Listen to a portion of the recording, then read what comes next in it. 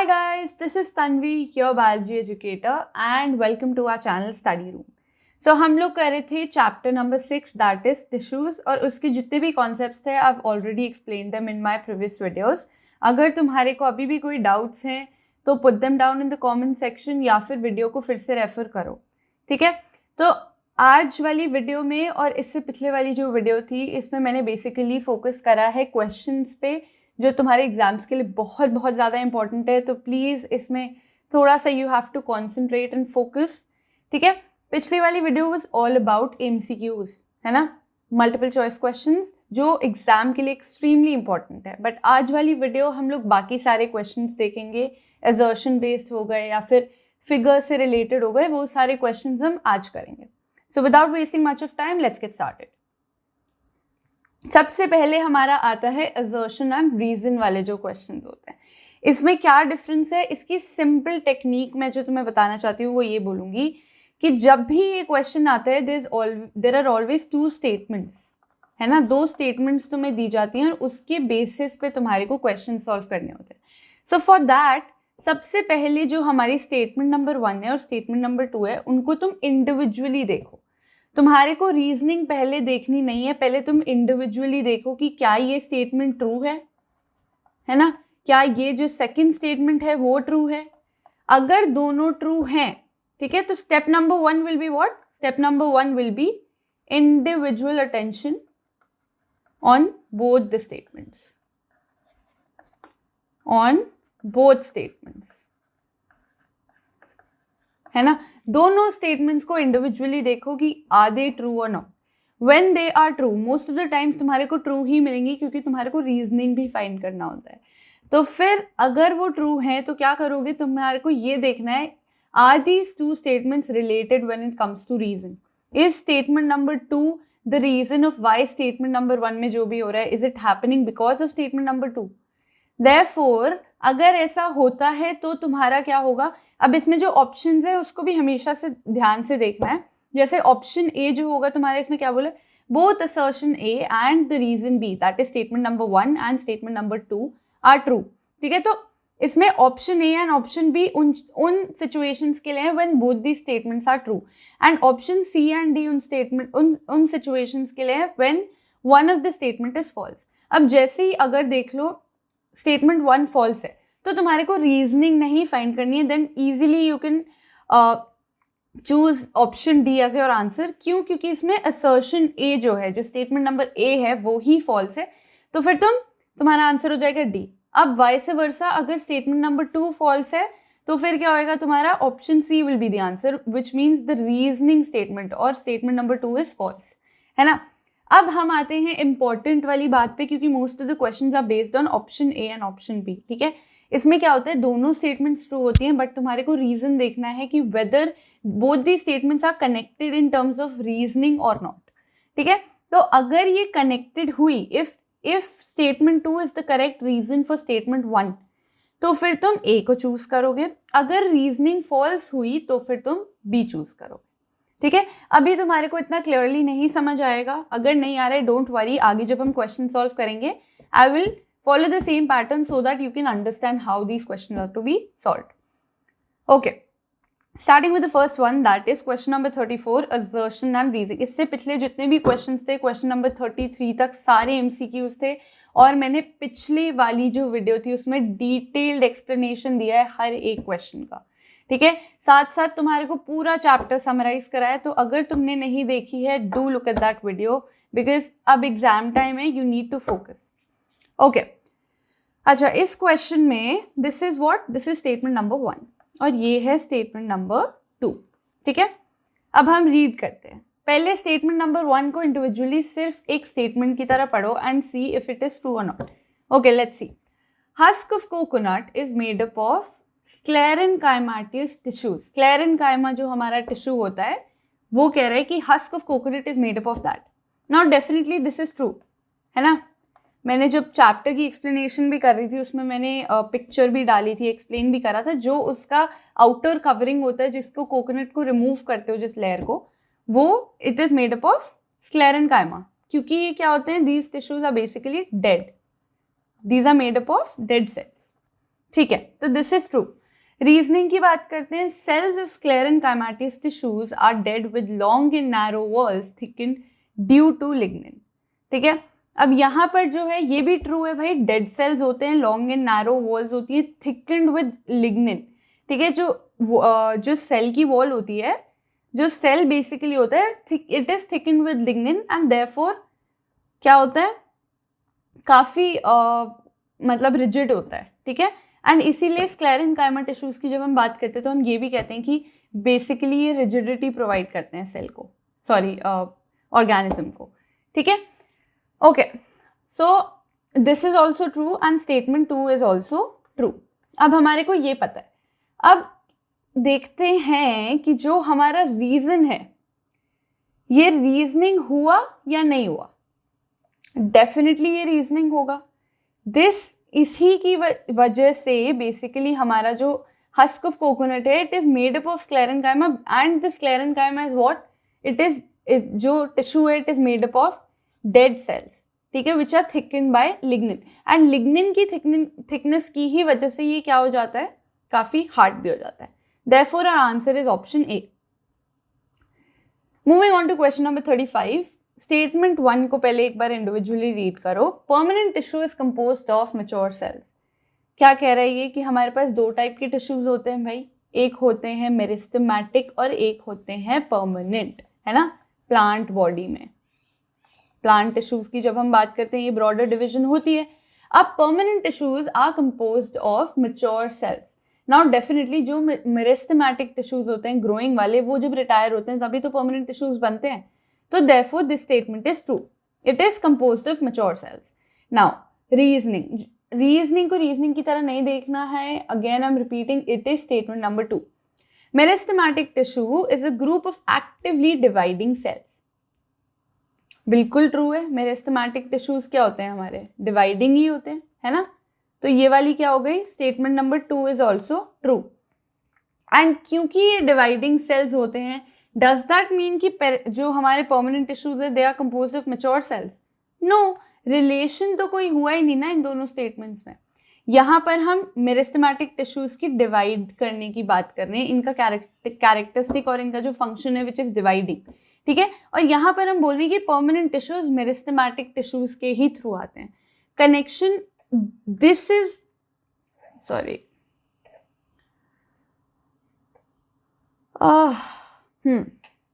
this is not the reason why permanent tissues are composed of mature cells, है ना। permanent tissues are composed of mature cells because meristematic tissues जो होते हैं when they undergo a process and उसमें वो अपना function जो है वो छोड़ देते हैं, that is dividing, that is why permanent tissues are composed of mature cells. This is not the reason. Therefore, option B is correct. Option B का क्या मतलब है, both the statements are true but reasoning नहीं है यहाँ पर दोनों के बीच में, वो वाला कनेक्ट नहीं है, रीजन कनेक्शन नहीं है। Question number 36, guard cells are specialized epidermal cells, है ना। हमारे को पता है भाई guard cells are specialized epidermal cells, this is definitely true, है ना। Then we have stomata are found in the epidermis of leaves. This is also true. Epidermis जो हमारा लीफ का होता है वहाँ पर भी एक स्पेशलाइजेशन होती है, स्टोमाटास होते हैं, ओपनिंग्स होती हैं ऐसे टाइप की जिससे कि गैसेस एक्सचेंज हो पाए, है ना। देन ट्रांसपिरेशन भी इन्हीं के थ्रू होता है। तो ये इनके अलग अलग फंक्शंस हैं। This statement is also true. But जो गार्ड सेल्स हैं, these are specialized epidermal cells and stomata found in the epidermis of leaves. These statements are perfectly all right, but ये अपनी अपनी जगह ट्रू हैं। इसमें रीज़न नहीं है कि गार्ड सेल्स जो स्पेशलाइज्ड होते हैं वो किसकी वजह से होते हैं, स्टोमाटा की वजह से होते हैं, ऐसा तो है नहीं। तो इसीलिए इसका भी reasoning, when we talk about reasoning, it is not happening, है ना।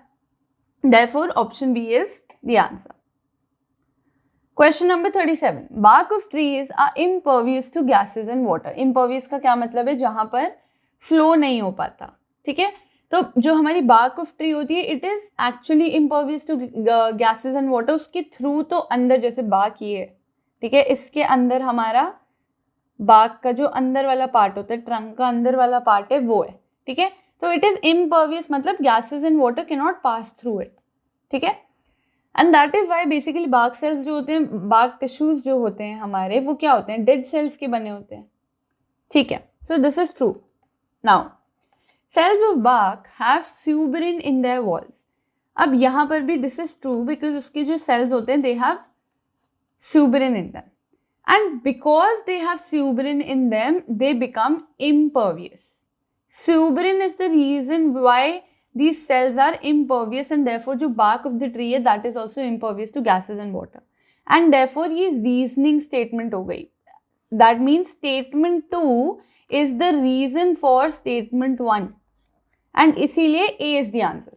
अगर statement 2 was not the reason of statement A, अगर कोई और स्टेटमेंट होती है यहाँ पर जिसका कोई रिलेशन नहीं होता, बार्क ऑफ ट्रीज क्यों है इम्पर्वियस, अगर उससे रिलेशन नहीं है then it would have been option B as our answer. But option A यहाँ पर क्यों है, क्योंकि रीजनिंग है.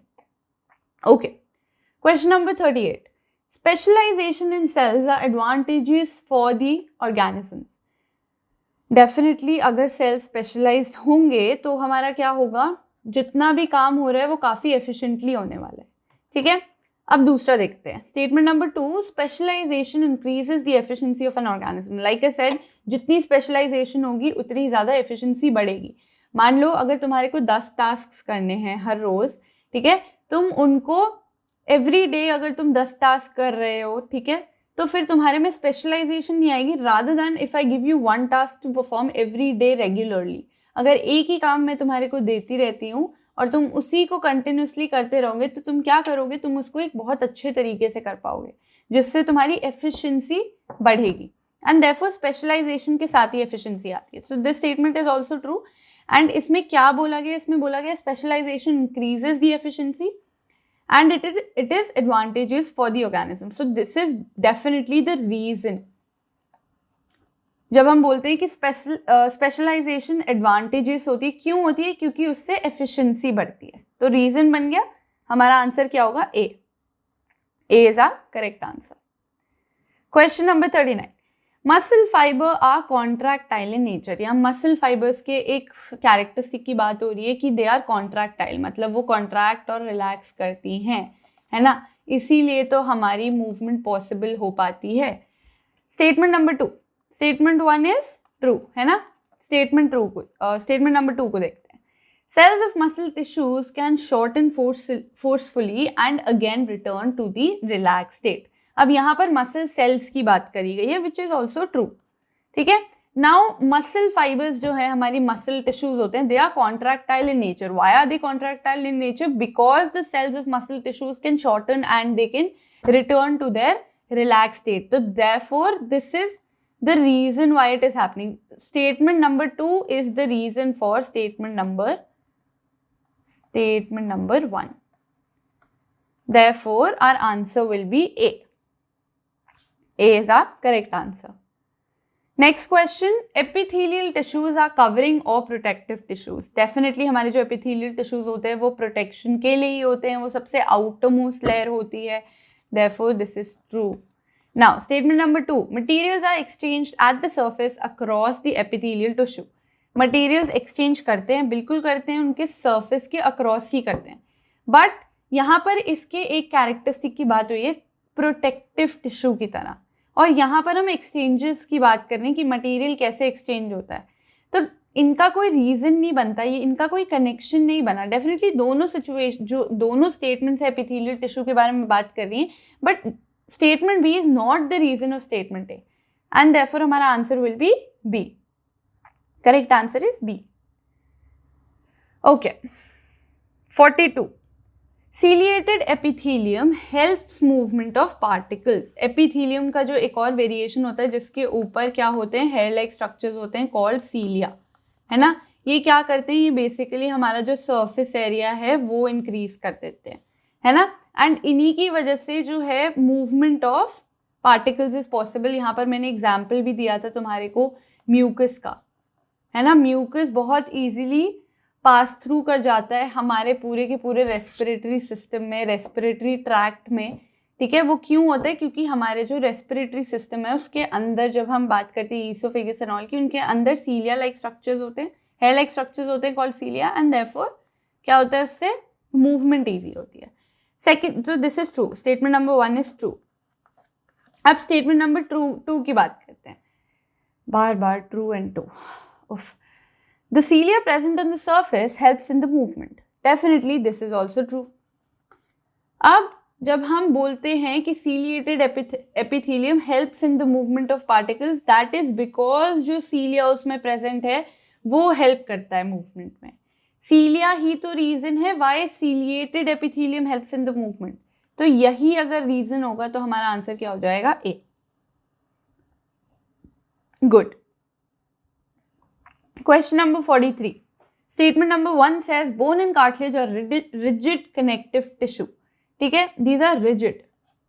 Now डेफिनेटली ट्रू है भाई, कार्टिलेज हो ना हो बोन तो होती ही होती है। ठीक है, रीजनिंग स्टेटमेंट जो है, हम स्टेटमेंट नंबर 2 को भी एक बार देख सकते हैं।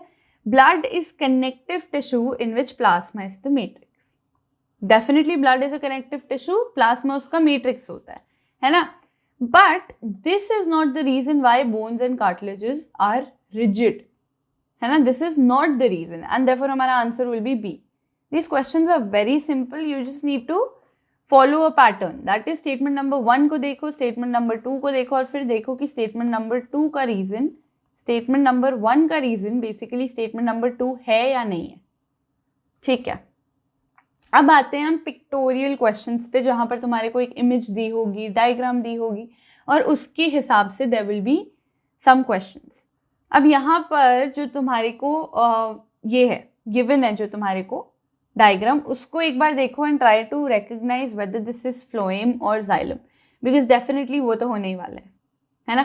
अब अगर तुम्हारे को यहाँ पर कुछ क्वेश्चंस होते हैं जिसमें तुम्हारे को एरोज भी दिए होते हैं अंदर ही इसके ना, तो अगर एरोज दिए होते तो it would have made very simple to identify, क्योंकि एरोज के थ्रू ही तुम देख लेते कि फ्लोएम में तो बोथ डायरेक्शन में जाता है, बट जाइलम में यूनी डायरेक्शनल होता है, that is roots from the roots to the top of the plant. ठीक है, बट दिस इज बेसिकली हमारा फ्लोएम, है ना, ये हमारा फ्लोएम टिश्यू है। और फ्लोएम के हमने 4 पार्ट्स यहाँ पर बता रखे हैं कि क्या क्या यहाँ पर हैं। ठीक है, तो अब हम एक बार क्वेश्चंस देख लेते हैं कि क्या क्वेश्चंस है इसमें, या फिर एक बार इसको क्या करते हैं, पहले हम एक बार लेबल कर देते हैं। ठीक है, तो ये क्या है हमारा, देखो हमारे सबसे बाहर जो होते हैं वो क्या होते हैं भाई, वो होते हैं कंपेनियन सेल्स। तो सी तो हमारा डेफिनेटली होगा कंपेनियन सेल्स। ठीक है, डी क्या होता है हमारा, डी यहाँ पर क्या दिख रहा है, there is a cell which is holding on to some particles. And हमारे जो फ्लोएम होते हैं उसके अंदर जब हम स्टोरेज की बात करते हैं तो वो क्या होता है, phloem parenchyma, just like xylem parenchyma there is phloem parenchyma also, है ना, फॉर स्टोरेज। इसका फंक्शन क्या होता है, स्टोरेज। चलो अब बी को देख लेते हैं, ये क्या है, ये बेसिकली जो ट्रांसपोर्टेशन होती है ये इन्हीं के थ्रू होती है, दीज आर सीव ट्यूब्स, दिख रही है ना, ये यही तो है जो बेसिकली कनेक्ट करती हैं और मटेरियल को ट्रांसपोर्ट करने में हेल्प करती हैं। एंड ये वाला जो है ये है हमारे सीव टाइल्स। ठीक है, अब क्वेश्चंस देख लेते हैं एक बार। क्वेश्चन नंबर 44 कहता है name the tissue shown in the diagram. Now that is very easy, phloem हमें पता है, answer is D. Question number 2, what will happen if phloem at the base of the branch is removed. ठीक है, अभी क्या कह रहा है कि अगर हमारा जो ब्रांच है, ब्रांच मान लो जैसे दिस इज द प्लांट, ठीक है, इसका एक लीफ यहाँ पर है, एक लीफ यहाँ पर है और इसका एक हम फ्लावर बना देते हैं। ठीक है, तो ये कह रहा है कि अगर हम नीचे वाला जो बेस है, यहाँ वाला जो फ्लोएम है उसको रिमूव कर देते हैं तो क्या होगा, तो क्या होगा भाई, तो ये होगा कि जो खाना अगर मान लो यहाँ बन रहा है और यहाँ पर एक लीफ है, ठीक है, तो यहाँ से फूड यहाँ तो ट्रांसफ़र हो जाएगा बट यहाँ नहीं हो पाएगा, क्योंकि यहाँ से नीचे तो हमने जितने भी फ्लोएम फाइबर्स हैं, जितना भी फ्लोएम पैरेन्काइमा है, सारा हमने फ्लोएम जो टिश्यू है वो पूरा डेफिनेटली हमने रिमूव कर दिया। तो क्या होगा, जो lower part of the plant will get wilted और विल डाई, ड्राई आउट हो जाएगा ये वाला लोअर पार्ट, बट ऊपर की फंक्शनिंग हमारी रहेगी, ठीक है। Therefore B is our answer. Plant will not die यहाँ पर क्यों? क्योंकि जब हम फ्लोएम की बात करते हैं तो फ्लोएम हमारा फूड ट्रांसपोर्ट करता है, तो फूड तो आराम से ट्रांसपोर्ट हो जाएगा। ओके, 3 की बात करते हैं। Identify the parts. अब हमारा जो यहाँ पर था, मैंने पहले ही यहाँ पर तुम्हारे को अच्छे से वो कर दिया है, लेबल कर दिया है, तो हमारे को पता है सीव प्लेट्स हैं, देन सीव ट्यूब्स हैं, कंपेनियन सेल्स हैं एंड फ्लोएम पैरेन्काइमा है। इस ऑर्डर में जो है यहाँ पर सी हमारा आंसर है, sieve plate, sieve tube, parenchyma and are companion cells. तो therefore this is our answer. Moving on to question number 4, vascular bundles are. Xylem होता है वैस्कुलर बंडल, फ्लोएम होता है, कॉर्टेक्स होता है, या फिर दोनों होते हैं? Both xylem and phloem are vascular bundles.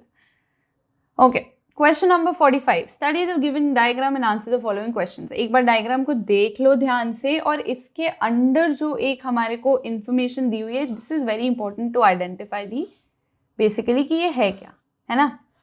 क्या लिखा हुआ है यहाँ पे? Irregularly thickened primary cell wall. Irregularly thickened, irregularly thickened जो होते हैं हमारे, वो क्या होते हैं? वो होते हैं कॉलिनकाइमा। सिर्फ कॉलिनकाइमा सेल्स होते हैं जो इर्रेगुलरली थिकेंड होते हैं, पैरेन्काइमा एंड स्क्लेरेन्काइमा नहीं होते। तो अब सिर्फ इससे हमने बेसिकली कर लिया। अगर ये नहीं भी गिवन होता तो तुम्हारे को यहाँ पर दिख रहा है कि कॉर्नर्स पे ये थोड़े थोड़े थिकेंड है, तो इसीलिए हम उसके थ्रू भी आइडेंटिफाई कर सकते हैं। थोड़ा सा डिफिकल्ट होता है but it can be identified. Now identify the tissue. B, collenchyma. Collenchymatous tissues are complex permanent tissue, simple permanent tissue, meristematic tissue या फिर टेम्पररी टिश्यू। मेरिस्टेमेटिक तो नहीं है डेफिनेटली, ठीक है, क्योंकि उसमें हमारा एपिकल, इंटरकैलरी और लैटरल आ जाता है। फिर हम जब परमानेंट की बात करते हैं उसमें एक सिंपल होता है और एक कॉम्प्लेक्स होता है। सिंपल वाला बेसिकली हमारा होता है यही parenchyma, collenchyma and sclerenchyma, and these are what? These are tissues which are made up of similar cells. यही तो डिफरेंस था हमारा सिंपल एंड कॉम्प्लेक्स में। So these are simple permanent tissues. Answer is C. Now collenchymatous tissues are found in, कहाँ पर होते हैं भाई? फ्लावर में नहीं होते, रूट में नहीं होते, डेफिनेटली लीफ स्टॉक में होते हैं। Answer is A. Irregular thickening is due to the deposition of, lignin की बात हो रही है, पेक्टिन की बात हो रही है, स्यूबरिन हमने ऑलरेडी देख लिया था, ठीक है। लिग्निन फैट्स भी नहीं हो सकता, देयरफॉर आंसर इज पेक्टिन, ठीक है। क्वेश्चन नंबर 46 बहुत इजी होने वाला है ये, बिकॉज हमारे पास क्या है? हमारे पास है मेरिस्टेमेटिक टिश्यू। मेरिस्टेमेटिक टिश्यू तो बहुत इजी है ना। तो इसमें हम क्या देखने वाले हैं? इसमें हमारे पास 3 टाइप्स हैं, एपिकल, इंटरकैलरी एंड लैटरल। इसी के बेसिस पे हमारे को क्वेश्चंस देखने हैं। Question number 1, identify the diagram meristematic tissue. No shit. Okay, question number 2, which part helps in growth and development of plants? Shoots, girth. Girth की बात हो रही है, ठीक है। जो हमारा लैटरल मेरिस्टम होता है वो क्या करता है? वो विड्थ बढ़ाता है या फिर गर्थ बढ़ाता है। अब वो विड्थ और गर्थ किसकी बढ़ाता है? शूट की भी बढ़ाता है और रूट्स की भी बढ़ाता है ना। जो हमारी रूट्स होती हैं, अगर तुम देखोगे पहले जब प्लांट छोटा होता है उसकी पतली होती हैं रूट, छोटी तो होती हैं बट पतली होती हैं। बट जैसे जैसे प्लांट बड़ा होता है उसकी जो रूट्स होती हैं वो मोटी भी होती चली जाती हैं, देयरफॉर लैटरल मेरिस्टम। बट यहाँ पर हमारी शूट की बात करिए, अगर क्वेश्चन में रूट भी दिया हो तो then also the answer would have been lateral only. Okay, question number 3, meristem found in the base of leaves and internodes. Base of leaves and internodes. Internodes की अगर हम बात कर रहे हैं, definitely it is intercalary. And यहाँ पर base of leaves का मतलब है जो हमारा, जैसे मान लो ये लीफ है, ठीक है, और ये इसकी मेन स्टेम है और ये इसकी ब्रांच है। So basically base of leaf का मतलब है ये पॉइंट। यहाँ पर भी हमारा क्या होता है? Intercalary, therefore answer is C. Question number 4, meristem found in growing tips of stem. Growing tips of stem का क्या मतलब है? स्टेम की जो टिप होती है यहां पर कौन सा होता है ना? That is also what? That is oh, growing tip of stem. Growing tip of stem का मतलब है जो स्टेम का टिप है, दिस वन. ये तो ब्रांचेस हो गई ना. Growing tip of stem is basically this part. यहाँ पर क्या होता है हमारा एपिकल मेरिस्टेम, यहाँ पर भी होता है और हमारे रूट्स के एंड पॉइंट पे भी होता है. Therefore, A is our answer. Now, question number 47. ये है case based. Let's read it out. Sunil, while playing football with his friends, got injured suddenly. His friends took him to the hospital and the doctor told that he was suffering from a sprain and advised bed rest. Every afternoon, his friends visited him to inquire about his health.